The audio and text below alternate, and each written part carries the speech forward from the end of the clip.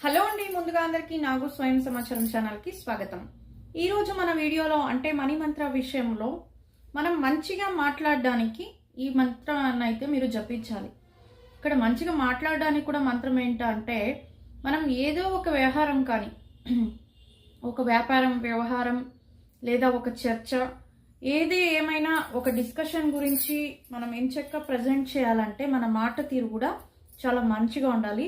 అలాగే ఆ పని సక్సెస్ అవ్వాలి, మనం నీట్గా ప్రజెంట్ చేయాలి. ఇప్పుడు కొందరైతే ప్రిపేర్ అయి ఉంటారు, ఈ విధంగా ఈ యొక్క ప్లాన్ని నేను ప్రజెంట్ చేయాలి, మంచిగా ఎక్స్ప్లెయిన్ చేయాలి, ఈ ప్రాజెక్ట్ నేనే పొందాలి, ఇలా చాలా వరకు వాళ్ళ పనుల్లో వాళ్ళు ఎస్టిమేట్ వేసుకుని ఉంటారు.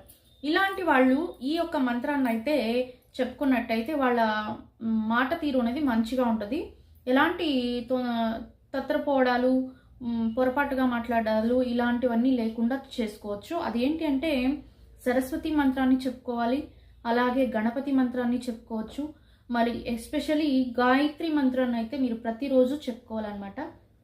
ఈ 3 మంత్రాలని రోజుకి 3 సార్లు చెప్పుకొని, అలాగే శివుని మంత్రాన్ని కూడా చెప్పుకొని, ఇక్కడ మంచిగా అంటే కొందరికి మాట్లాడుకోవడమే వీలు కాకపోయి ఉంటుంది, అంటే మాట తిరగదన్నమాట వాళ్ళకి అయినా, లేదా ఇద్దరు వ్యక్తుల మధ్య అసలు మాట అనేది ఉండదన్నమాట. ఇలాంటప్పుడు కూడా ఈ మంత్రాన్ని అయితే చెప్పుకోవాలి. అదేంటి అంటే ఇప్పుడు చెప్పే మంత్రాన్ని ఓం ఐం హ్రీం శ్రీం వాగ్దేవ్యే సరస్వతియే నమః, ఈ సరస్వతి మంత్రాన్ని అయితే చెప్పుకోవాలి.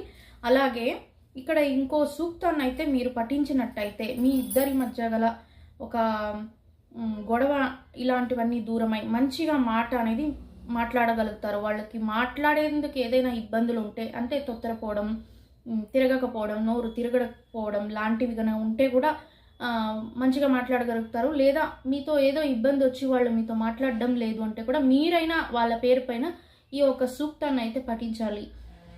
అది ఏమంటే సామనస్య సూక్తం అని, ఇది అథర్వ వేదంలో చెప్పబడి ఉంది మనకి. మీరు ఇది కొనుగోలు చేసుకొని పఠించండి. మంచిగా ఇద్దరు వ్యక్తుల మధ్య గొడవ అనేది జరిగి వాళ్ళు మాట అనేది నిలిచిపోయి ఉండి వాళ్ళ అవసరం మీకు కలిగి మీ సంబంధం మంచిగా ఉండాలి అనుకునే వాళ్ళు ఈ యొక్క సామనస్య సూక్తాన్ని అయితే పఠించాలి. ఇదేంటి అంటే ఒక ఫ్యామిలీలో రిలేషన్ మంచిగా ఉంటాం, అక్క చెల్లెలు కావచ్చు, అన్న తమ్ముళ్ళు కావచ్చు, తల్లి బిడ్డ కావచ్చు, ఇలా భార్యాభర్త కూడా కావచ్చు.